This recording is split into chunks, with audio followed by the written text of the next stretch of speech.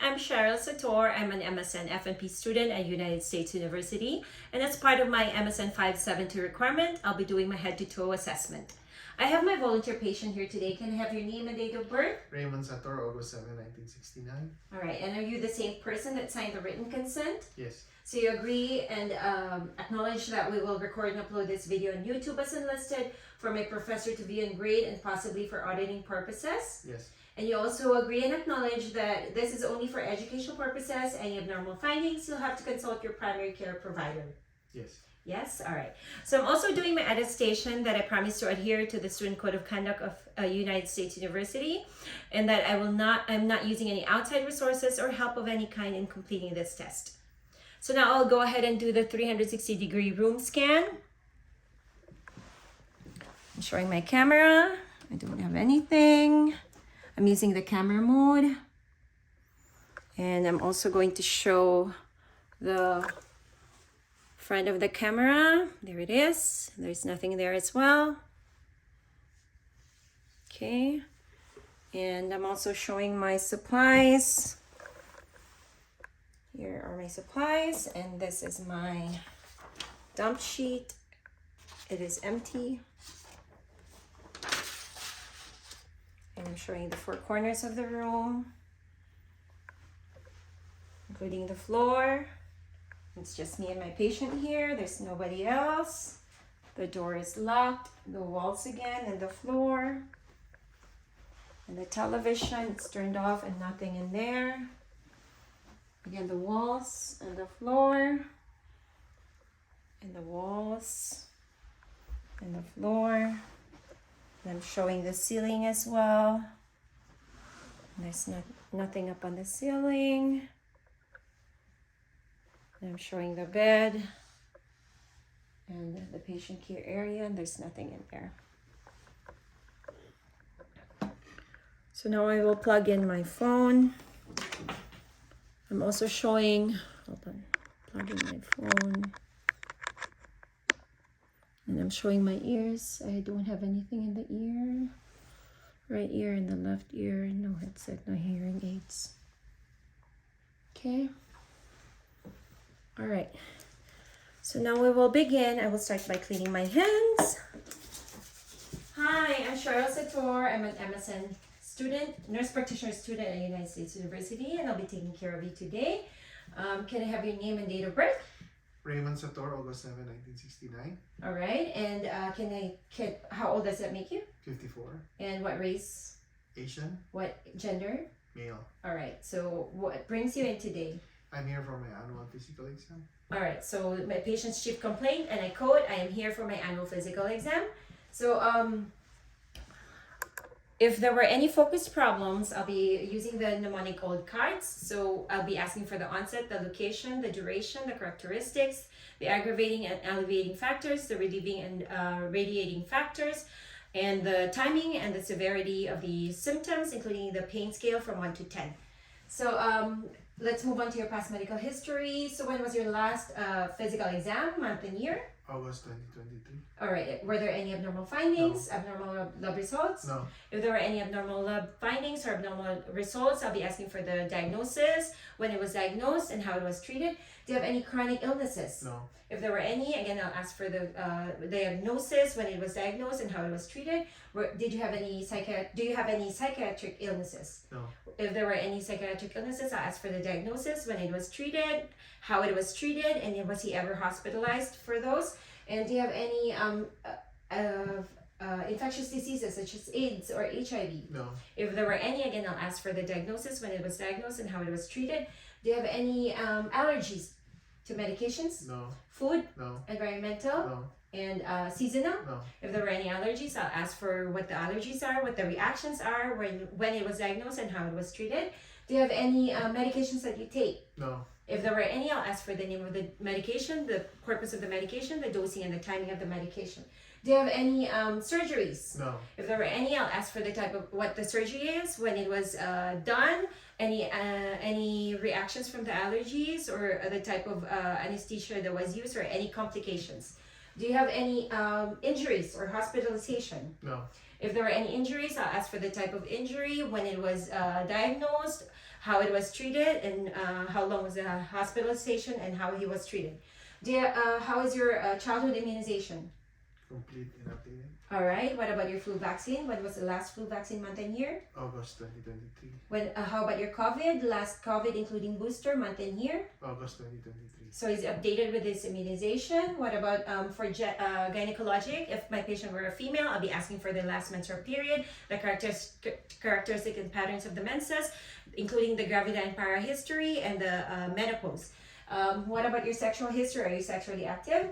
Yes. And what is your preference for partner, male or female? Female. And do you use any protection? What type of protection? Yes. Condom. All right. And did you ever have any sexually transmitted illnesses? No. And do you have any plans for pregnancy? No. Okay. And we'll move on to your health maintenance. And do you practice testicular self-exam? No. Okay. If it is advisable to perform TSE, testicular self-exam, at least once a month, preferably in the shower. You palpate your scrotum and your testes, observe for any nodules, any tenderness. And if there are any, consult your primary care provider. And according to the American College of Obstetrics and Gynecology, females 13 to 15 should start their first gynecologic visit, and 21 to 29 years old should start their pap smear at least every 3 years, and then 30 to 65 again pap smear, and HPV at least every 5 years, pap smear every 3 years. Mammograms should be starting at age 40 at least every year until or every 2 years. Speaking of mammogram, do you perform breast self-exam? No. So it is advisable to perform breast self-exam again at least every month, and you can do it laying down and follow a wheel-like pattern in palpating your breast, observing for any nodules, any tenderness, or you can also check for nipple discharge at least once a month, and then notify your primary care provider. And now we'll move on to your past medical history. How are your grandparents? Deceased. Okay, family history, deceased grandparents. Is it paternal? Yes. And what was the cause of death? Old age. Old age, and what age? 80s to 90s. Okay, what about your maternal grandparents? Same. What about how are your parents? They're well and alive. Okay, do you have any siblings? No. Do you have any children? No. If he has any, I'll be asking for their age, their health status, and the cause of death if they have deceased. Okay, so let me know to the best of your knowledge if any member of your family has any of the following, you or your member of your family has any of the following illnesses. Any cataracts, No. glaucoma, No. otitis media, No. or how about congestive heart failure, No. myocardial infarction, No. any tuberculosis, No. any asthma, No. any neurologic, any dementia, No. any Parkinson's, No. any GU, any gastroesophageal reflux disease, any peptic or duodenal ulcers, No. any GI, benign prostatic hypertrophy, No. any musculoskeletal osteoporosis, No. any endocrine diabetes, No. no diabetes. Was any member of your family ever diagnosed with obesity? No. Any member with a cancer such as breast? No. Does any of your family member have any bleeding problems such as No. hemophilia? No. Any psychiatric disorders such as schizophrenia? No. Any genetic disorders such as Down syndrome? No. Any substance abuse such as to alcohol? No. Any allergies to food, No. drugs, No. environment, No. seasonal? No. Okay, so that's your family history. Let's move on to your review systems. I'm sorry, to your social history. So where were you born, Raymond? Philippines. What is your race? Asian. What is your nationality in your passport? US. What is your ethnicity? Filipino. What is your marital status? Married. What is your occupation? Billing. Any military history? No. What is your what is your living conditions? Socioeconomic status. Middle class. What is your living arrangement? Single family home. Okay, and what is your dietary intake? 3 balanced meals a day. Okay, what about your fluid intake? 6 to 8 glasses of water. How about exercises? 30 minutes walking 5 times a week. Very good. Do you use any laxative? No. Do you drink any caffeinated No. drinks? Do you smoke tobacco? No. Do you vape? No. Do you drink alcohol? No. Do you do drugs such as marijuana? No. Do you have any emotional stress? No. Physical stress? No. How's your sleeping pattern? 6 to 8 hours every night. All right. And do you have any? Do you practice any alternative healthcare practices like chiropractor? No. What are your hobbies you do for fun? Play golf. All right. And do you have? Do you feel safe at home? Yes. Do you feel safe at work? Yes. Do you own a gun? No. Do you own a pool? No. Do you wear your seatbelts? Yes. Okay, very good. So that's your social history. Let's move on to your review of systems. Let me know if you have any of the following. Do you have any fever? No. Chills? No. Weakness? No. Weight loss? No. Weight gain? Fatigue? No. Okay, do you have problems with your vision, such No. as blur vision, No. tunnel vision, No. double vision, No. floaters? No. When was your last eye exam? December 2023. Okay, very good. So do you have any problem with your ears? No. Any problem hearing? No. Any discharges in your ears? No. Any ear pain? No. Do you have problem in your nose? Do you have problem No. smelling? No. Any runny nose? No. Do you have any sore throat? No. Any difficulty swallowing? No. Difficulty chewing? No. Any sores or lesions in your mouth? No. When was your last dental exam? December 2023. All right, very good. Do you have any chest pain? No. Do you have any skipped heartbeats? No. Do you have any abnormal heartbeats? No. Do you have any flattering? No. Do you have any difficulty breathing with or without exertion? No. Do you have any difficulty breathing? No. Do you have any cough? No. Do you have any muscular or joint pains? No. I'm sorry, going back to muscular. No, go ahead. Do you have any neuro problems such as seizures? No. Any dizziness? No. Any unsteady gait? No. Any neurologic unilateral weakness? No. Peripheral neuropathy symptoms? No. Do you have any problems with your bowel movement? No. Any diarrhea? No. Any constipation? No. Any blood in your stool? No. What's your bowel pattern? Once daily. Once daily? Regular. Regular? Okay. How is your do you have any pain upon urination? No. Do you have any discharges upon urination? No. Do you have any problems with your skin, such as lesions, No. nodules, No. any rashes, No. any dry skin? No. No? Okay. What about your neurologically, do you have any depression, No. anxiety, No. schizophrenia? No. Do you have trouble sleeping? No. Do you have problem with your endocrine weight loss, No. weight gain? No. Any hair loss, No. heat or cold intolerance? No. What about hematologic? Do you bruise easily? No. Do you have prolonged bleeding time? No. Do you have does it take time for you to heal, or any wounds that takes time to heal? No. Do you get sick easily? No. Do you have any allergies to medications? No. Allergies to food? No. Allergies to seasonal? No. Environmental? No. Okay. I think that's for your review of system. Let's move on to your physical assessment. Let's start with a general survey. I see that my patient is well nourished, well developed. He doesn't seem to be in any distress. He's not in any respiratory distress. His breathing is even and unlabored. His attention span is normal. His posture is upright. He doesn't have any bad odor or body odor.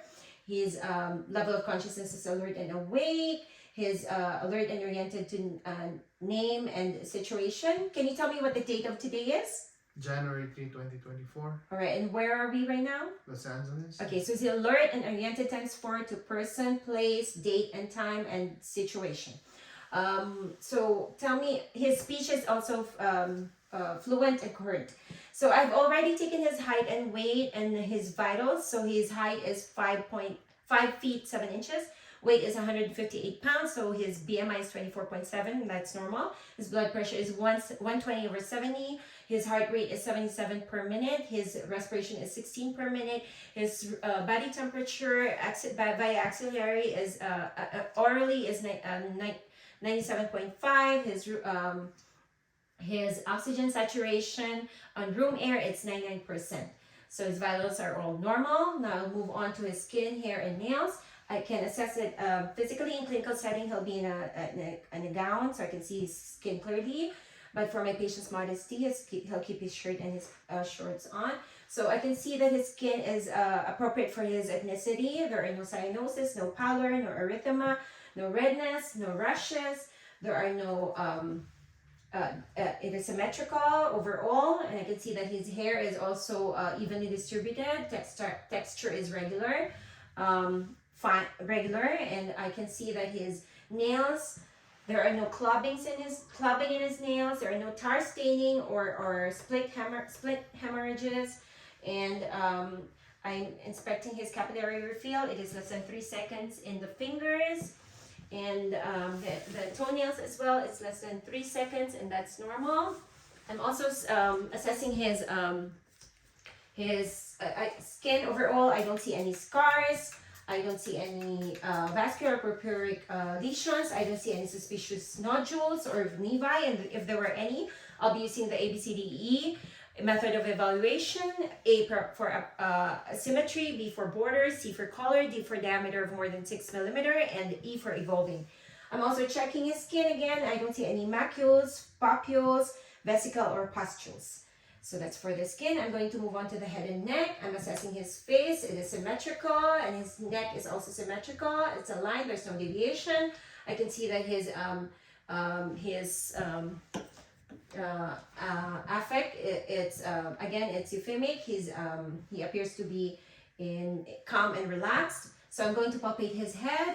His head is normocephalic, atraumatic. There are no indentations, no rashes, no lesions. I don't see any hematomas as well. I'm parting his hair, and it's evenly distributed. As I said, the scalp is, there are no needs, no lines, no dandruff, and there's no alopecia. Any tenderness? No. No tenderness. So that's for the head. I will move on to palpating his temporal artery, feeling with my 2 pads, and it is +2, regular rate and rhythm, and that's normal.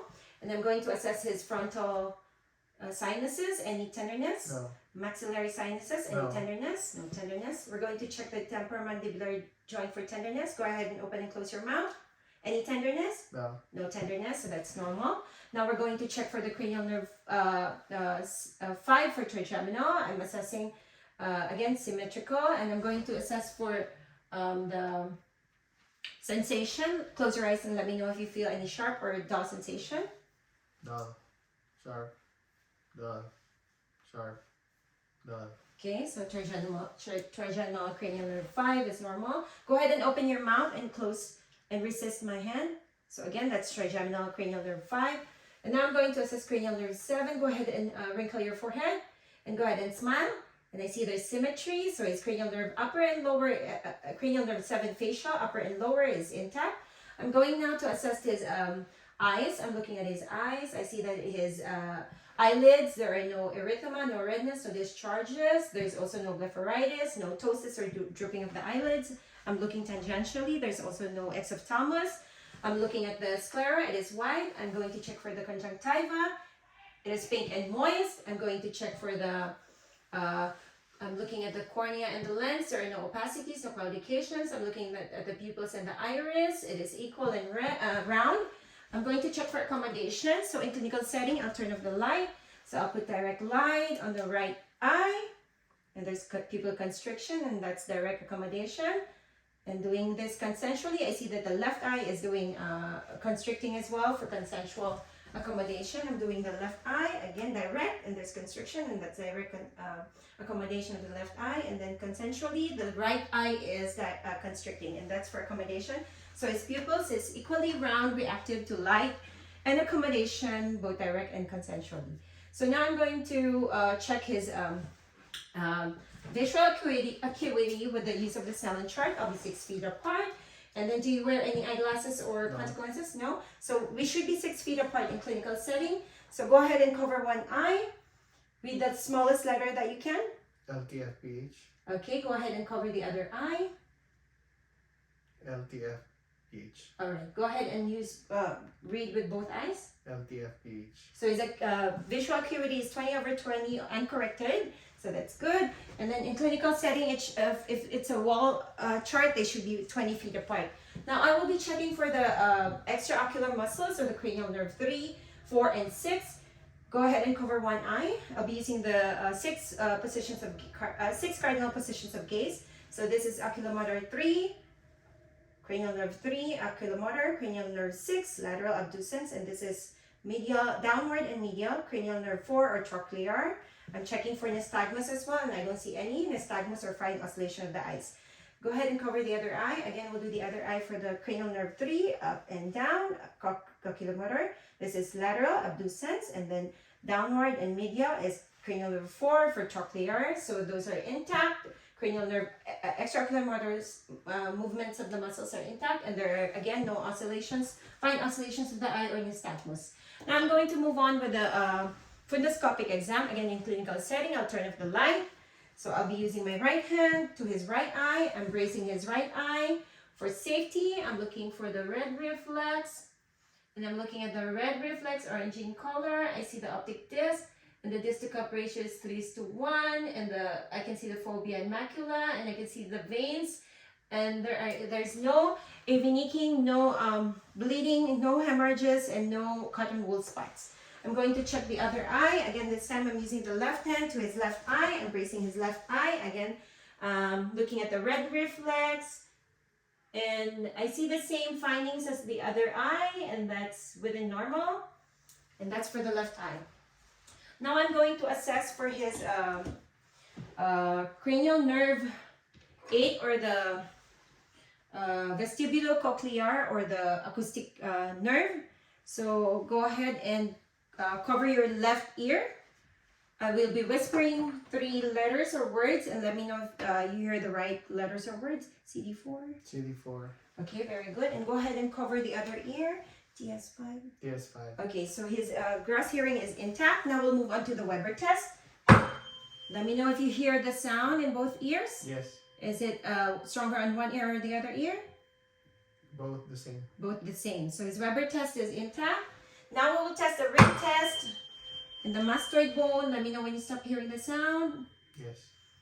And then put it on the next to Yes. the ear. You stop hearing the sound? Yes. Okay, so his air conduction and bone conduction in the right ear is greater. The air conduction is greater in the right ear. Now I'm doing the left ear. Let me know when you stop hearing. Yes. Yes. All right, so again, his left ear is also, the air conduction is greater than the bone conduction. So bilaterally, the air conduction is greater than the bone conduction, and that's a hearing test. Let's move on to the checking of the ears now, the external ear. I'm looking bilaterally, and it's symmetrical. The ears are symmetrical. There's no erythema, no redness, no drainage. I'm checking for pain. Hold on. So I'll be checking for ear pain. I'll be tagging the ears for tag test. Tagging the auricle up and back. Do you have any pain? No. Okay. What about the lobule, the tragus, No. and the mastoid bone? No pain. All right. So now I'm going to check for the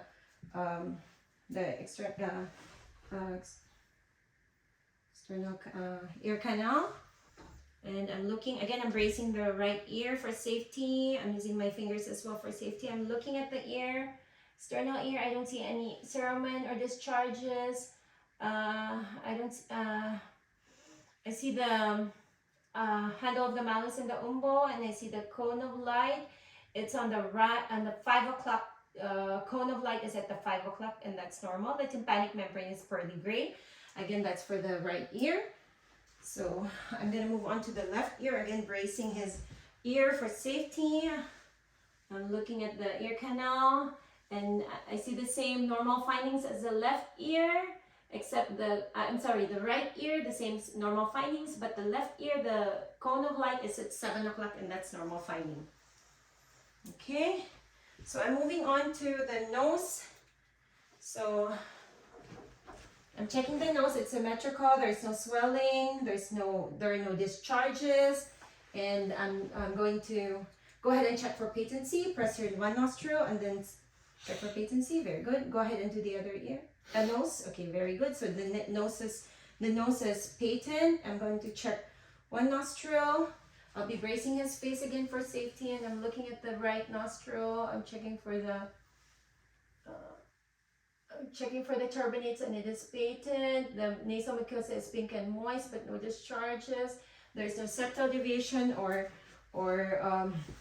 polyps noted in the left nostril. Now I'm looking at the right nostril, again bracing his face for safety. I'm looking at the left nostril, the turbinates again. All the same findings as the right nostril. Yeah. There are no polyps, no septal deviation. So I used a new speculum for that. All right, and I'm going to check now for the olfactory nerve, the cranial nerve 1. Go ahead and cover your one nostril and close your eyes and let me know what you smell. Curry, and that's correct. Go ahead and cover the other nostril. Let me know what you smell. Onion, very good. So that's correct. So his olfactory nerve is intact.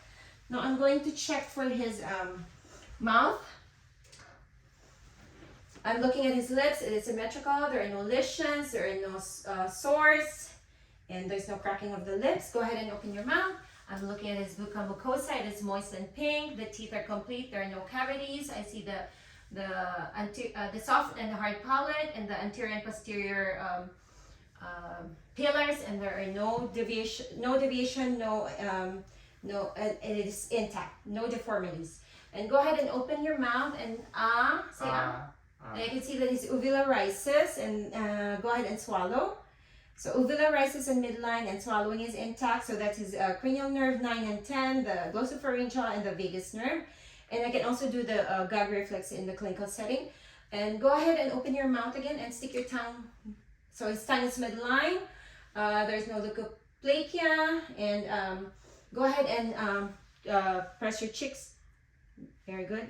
Use your tongue to press your cheeks. Okay, so he's strong. So that is a cranial nerve 12 or the hypoglossal, and it is intact. And I will check again. Now I'll move on to the neck. The trachea is a midline. There's no deviation. There is no edema or any nodules or visible nodules or lumps in the trachea. I will go ahead and check for his thyroid. Hold on. Let me go back to assessing his the lymph nodes. And so I will be palpating the lymph nodes. I will start with the preauricular lymph nodes. I'm palpating for any tenderness or greater than pea-sized nodules. Any tenderness? No. So preauricular, post-auricular, No. occipital, No. tonsillar, No. submandibular, No. submental. No. And this is the anterior cervical lymph nodes. No. Any tenderness? No. And the posterior cervical lymph nodes. No. And the supraclavicular lymph nodes. No. No tenderness. All right, very good. And I'm going to assess his sternum as well for any tenderness. No. Any tenderness? No tenderness. And I'm checking the cervical. I'm looking at his spine. There's no deviation as well. So I'm going to palpate for the thyroid. Let me go back to the throat. I missed the tonsils. So go ahead and open your mouth. So the tonsils is a +1 grade, and there are there's no edema, no redness, and there are no exudates. So I'm checking the thyroid now. I'm going to palpate the thyroid cartilage, and then going down to the cricoid process and the isthmus, and I'm palpating the thyroid. I see there are no irregularities. It is smooth, and as I displace the thyroid to the left and to the right, and again, there are no nodules, there are no lumps. It is smooth, and there are no irregularities. Go ahead and swallow. Again, there are no nodules, it is smooth, no irregularities, and that's normal thyroid. So now I will move on and check for his trapezius or the spinal accessory. I will check for the trapezius muscle. Go ahead and shrug your shoulders. And I'm putting pressure, and he has very strong trapezius muscles. And I will also check for sternocleidomastoid muscles. Go ahead and turn to the right and try to resist my hand. Very good. That's your right sternocleidomastoid. Go ahead and turn to your left and resist my hand, and that's left sternocleidomastoid. So his spinal accessory is intact and normal. Now I will move on to his thorax. So I'm assessing his thorax and lungs. I'm looking at the skin. Again, he should be in a gown. So his skin, there are no rashes, no lesions, no atrophy, no deformity, such as pectus carinatum, pectus excavatum. His breathing is even and unlabored. His respiratory rate is again 16 per minute. And I'm looking at the posterior and anterior. So anterior and posterior ratio, and it is 1:2, and that's normal. And now I'm going to assess his posterior thorax. Go ahead and turn sideways for me. Very good. So again, I'll be inspecting. I've inspected the skin. There's no rashes, no atrophy, no deformities. So in clinical setting, I'm doing this on bare skin, but for my patient's modesty, he's keeping his shirt on. So I'm palpating the back of his posterior thorax. So go ahead and say 99. 99, 99, 99, 99. So tactile firmness is normal. I can feel the vibrations, and that's normal. And I will check for respiratory excursion in the thorax. Go ahead. I'm looking for the 12 costal margins. Go ahead and inhale and exhale. I'm looking for the normal expansion of the thorax, and there is equal expansion and rising of my hand as his rib cage expands. Okay, and I'm going to palpate now for palpate. Okay, I'm going to palpate his spine as well while I'm here, the intercostal, intervertebral spaces. Do you have any pain? No. I'm going to percuss the spine as well while I'm here. Any pain? No. I'm palpating the cervical, paracervical, the rhomboids, and the trapezius. Any pain? No. No pain. All right. So now I'm going to percuss his posterior thorax in a ladder-like fashion with tapping my distal interphalangeal joint. So I should be listening for resonance in the intercostal spaces. I'm sorry. Yeah.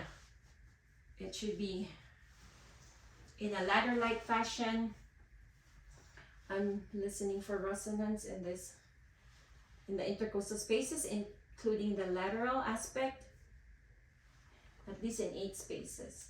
So again, percussion is normal, so I should be palpating, auscultating for breath sounds now. And go ahead and take deep breaths.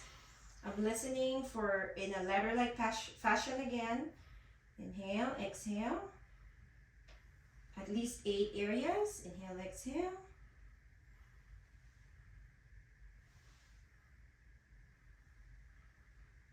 I'm also going to listen to the lateral aspect of his thorax.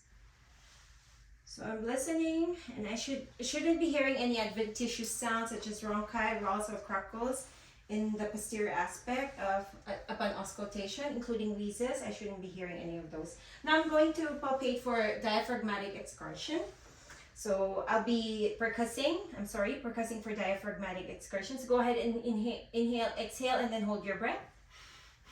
I should be percussing downward until I hear dullness. Go ahead and exhale. All right, very good. So this is the diaphragmatic full level of expiration, and I'm marking it, and I'm going to continue percussing. Go ahead and take a deep breath and hold.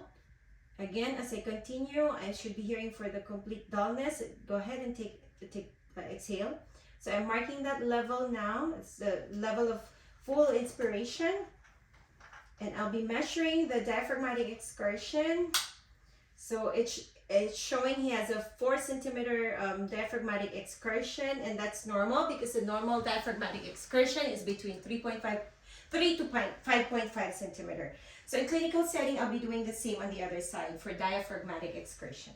Now I'm moving on to the frontal thorax, the anterior thorax. So I'm going to start by palpating again. Again, I'm doing all of this in bare skin. So go ahead and take, I'm checking for pain first in palpating for costochondral tenderness. Any pain? No. No? Okay, go ahead and do, say 99 for 99, tactile. 99, 99, 99. Okay, tactile firmness is normal. I can feel the vibrations. And now I'm going to percuss. I'll be percussing in 8 areas again. I should be listening for resonance on the intercostal spaces. And I'm including again the lateral aspect and the anterior aspect. So percussing is normal. And then now I'll be checking for the breath sounds. I'll auscultate for the breath sounds. I'm listening for normal breath sounds. I shouldn't be hearing any adventitious breath sounds. So again, in ladder-like fashion, go ahead and take a deep breath.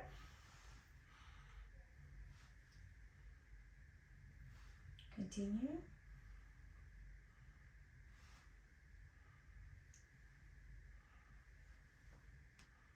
Okay, very good. So his breathing is even in labor. There are no abnormal breath sounds such as growls, ronchi, crackles, or wheezes. So now I'm going to move on with cardiovascular. I'm looking at his thorax again.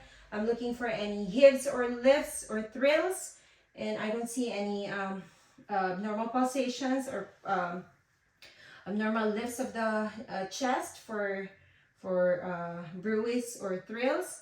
And now I'm going to palpate.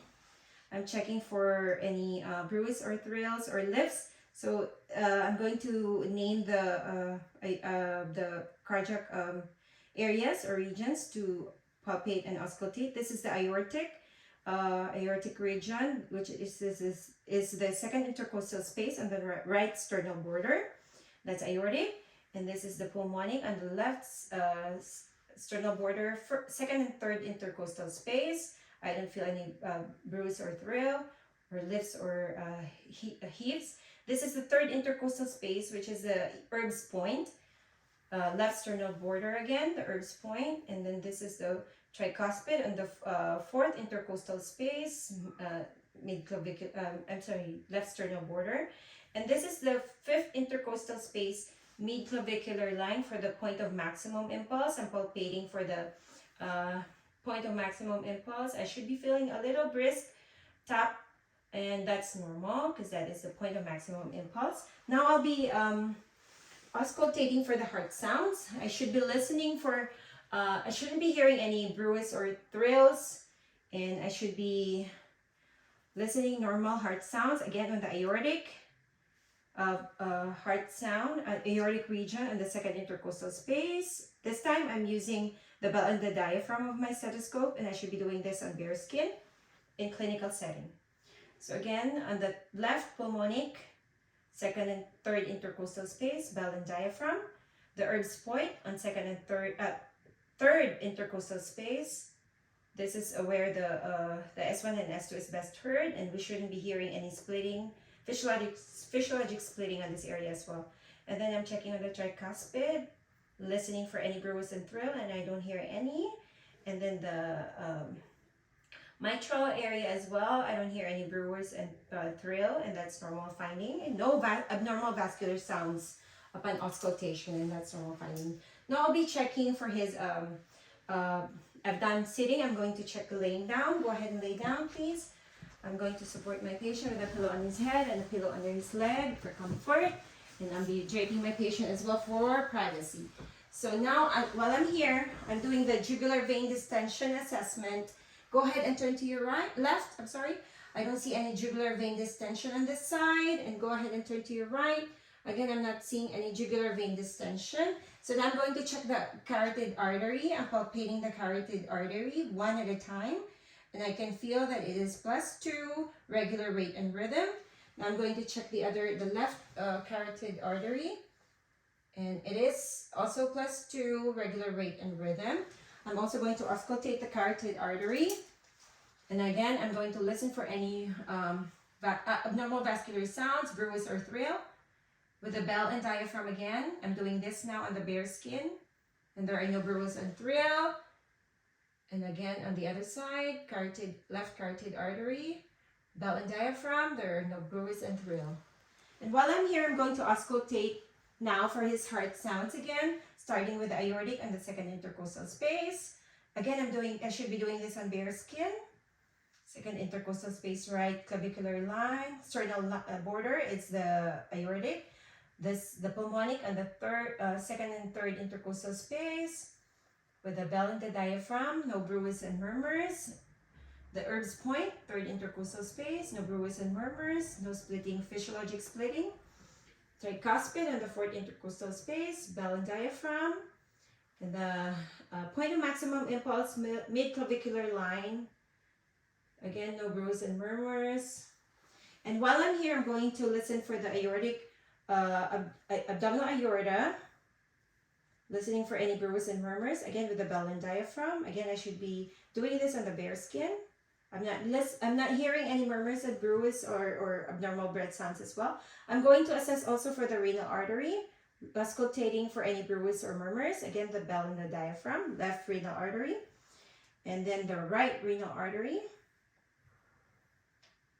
and then the iliac artery, bell and diaphragm again, listening for bruise or murmurs, and I don't hear any. That's normal. And the left iliac artery, bell and diaphragm again, no murmurs.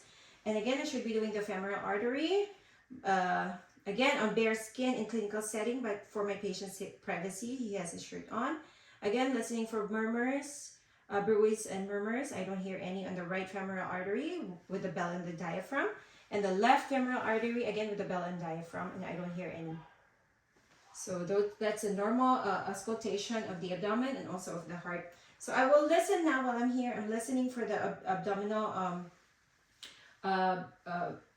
sounds. So I'm listening for clicks and gargles. I'm using the diaphragm in assessing the 4 quadrants, the right lower quadrant, the right upper quadrant, left upper quadrant, and the left lower quadrant. I should be listening for clicks and gargles, about 5 to 34 per minute, and that's normal finding. Hold on, let me just double check the camera. Yes.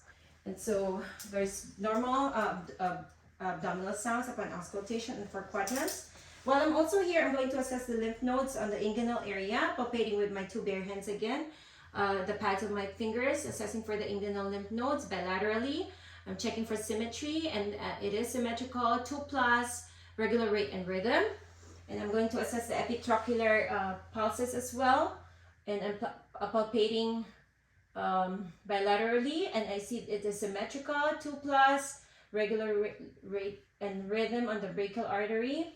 I'm going to palpate for epitrochlear lymph nodes. I'm palpating for any lymph nodes, any tenderness bilaterally, none.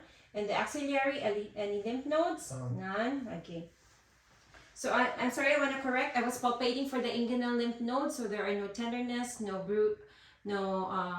tenderness reported, and there are no larger than pea-sized nodules. And I'm going to palpate for the femoral artery while I'm here. So the artery, it is 2+, regular rate and rhythm, and symmetrical bilaterally. I'm going to palpate the radial pulses while I'm here as well. It is also symmetrical and 2+, regular rate and rhythm. And also the brachial pulses, 2+, regular rate and rhythm. So now I'm going to percuss the abdomen. I'm going to start at the right lower quadrant, again using the tapping the distal interphalangeal joint of my finger. And I'm listening for tympani in the abdomen, as this is a fluid-filled organ area in the abdomen. And I will continue to percuss, going up the right upper quadrant, and the left upper quadrant, and the left lower quadrant. It is tympanic sound. So I will now auscultate for the liver span. So I will start percussing going up mid-clavicular line, and I'm still listening for tympani at this point. And then once I hear dullness, so that could mean the liver, and I will again mark the lower level border of the diaphragm. I'm sorry, the liver. That's marking the lower level of the diaphragm.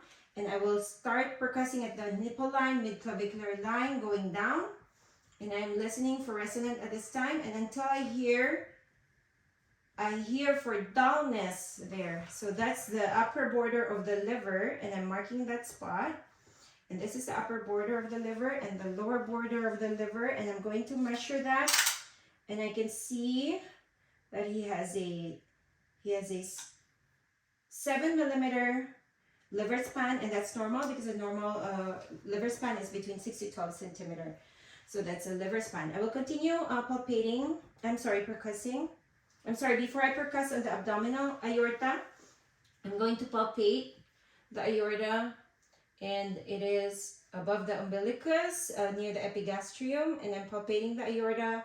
It is less than 3 centimeter, and there are no pulsatile masses on the abdominal aorta, and that's for the palpation. And then now I'm going to continue percussing, moving on to the left intercostal margin, and percussing for, noting for tympani. I shouldn't be hearing any dullness because this area on the left mid-axillary point is going to be where the spleen should be.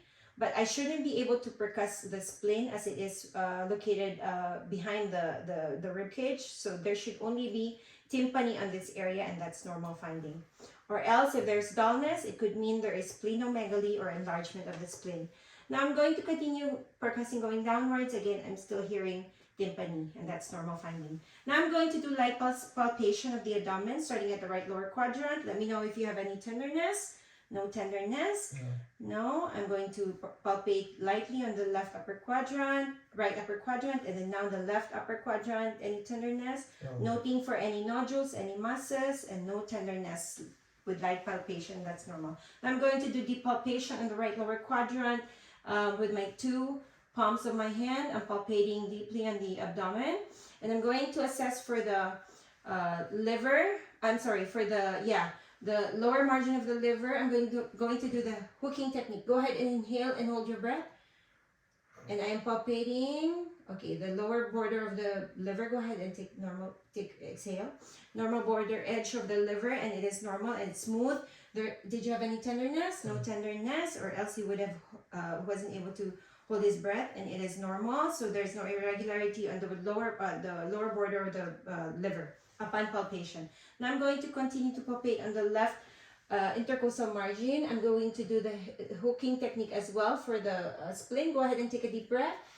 And I'm holding his left intercostal margin. Go ahead and exhale. And I don't feel for the spleen, and that is normal once again. So he doesn't have any splenomegaly. I'm going to palpate also for the kidneys in the left upper quadrant, in deeper palpation, and also on the right upper quadrant. And I don't feel the kidneys, and this is normal because the kidneys are located retroperitoneally, and that's normal.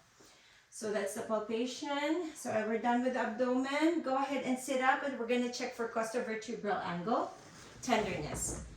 So if you can sit here, laterally, sideways, there you go. I'm going to check for costovertebral angle on the 12 intercostal margin. I'll be tapping with the ulnar of my hand. Go ahead and let me know if you have any pain. No. No pain. And go on the other side. Go ahead and let me know if you have any pain. No. So there is no costovertebral angle tenderness on my patients. So negative for pyelonephritis. So now we'll move on to the inspection of the spine. The spine and the upper and lower extremities. So I'm looking at his back. I can see that he has symmetry in his shoulders. The height is symmetrical. And then I'm looking at the spine. There is no abnormal S curvature of the spine, lateral S curvature or scoliosis. There is no kyphosis or lordosis, and that's normal. I have palpated earlier his spine, and there is no pain. I have percuss, and there is no pain as well. Percuss the paracervical, and there is no pain as well. So go ahead and stand up and bend and try to touch your toes.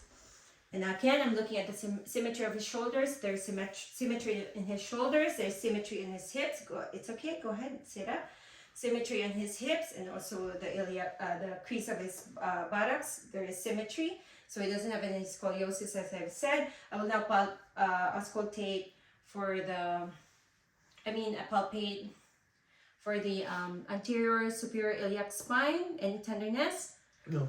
The iliac spine, posterior iliac spine, any tenderness? No. The sacroiliac spine, any No. tenderness? And the greater trochanter, any pain? No pain. So I'm doing all of this in bare skin. I don't see any tenderness, any redness, any erythema. So now we will check for the extension while you're standing up. Go ahead and extend. Okay, and then go ahead and we'll check for your head as well. Go ahead and flex your head, touching your chin, and then go ahead and extend, and then go ahead and do rotation of the neck, cervical, and then the left, and then laterally try and touch your shoulders. Go ahead. Did you have any pain? No. No. Go ahead and twist your body then for cervical. Yes, very good. Any tenderness? No. Go ahead and do the lateral bending. Very good. Any tenderness? No. No tenderness. And you have done the extension, right? So no tenderness. We'll try to do active range of motion. Go ahead and laterally bend your head. Push, and then the other side. Push. And then hyperextend. Extend your head and then flex. Okay, so he has strong range of motion, strong muscle strength, 5/5. And then we will go ahead and assess your upper extremities. Go ahead and sit down. We'll do the assessment in general. So I can see overall his skin is well approximated. Normal for his ethnicity. There are no erythema, no redness, no rashes, no atrophy, no deformity. So I'm going to assess his upper extremities, starting with the fingers, start palpating the distal phalangeal joint, any tenderness, No. the proximal interphalangeal joint, any tenderness, No. and the metacarpal phalangeal joint, any tenderness, No. no tenderness, and I'm assessing his carpals and metacarpals, any tenderness, No. and I'm palpating his external surface of the ulna, any tenderness, No. and then the olecranon process, No. and then the lateral epicondyle, any No. tenderness, medial epicondyle, any No. tenderness, no, okay, I'm going up into the sternum, no tenderness, I'm palpating the clavicle up to the acromioclavicular joint, any tenderness, No. and the acromion process, any tenderness, the supradeltoid fossa, No. no tenderness, the bursa, no tenderness, and the infraclavicular fossa, any No. tenderness, and the coracoid process, no tenderness. All right, very good. So no tenderness upon palpation, and then we'll go ahead and check for your range of motion. Go ahead and flex your fingers, and then extend your fingers. Extend your fingers, and then go ahead and abduction. Go ahead and abduct your fingers, and adduction. Go ahead and use your fingers. Very good. And then we'll do passive active range of motion. Go ahead and pull my fingers, and go ahead and pull, extend. Very good. And try not to squeeze your hand. Abduct. Try not to squeeze your hand, and go ahead and adduct. Go ahead and squeeze your fingers. Open your fingers. Very good. So a strong range, muscle strength on the wrist, on the fingers, and 5/5. Go ahead and flex your wrist. And go ahead and extend your wrist, and then do radial deviation, ulnar deviation. Very good. So we'll do active range of motion. Go ahead and pull, and then pull, and then don't let me squeeze your. Go ahead and radial deviation. Don't let me push, and go ahead and ulnar deviation. Don't let push. Okay, push away. Okay, very good. So he has strong wrist muscle strength, 5/5. We'll test your shoulder, elbows now. Go ahead and extend. Extend and then flex.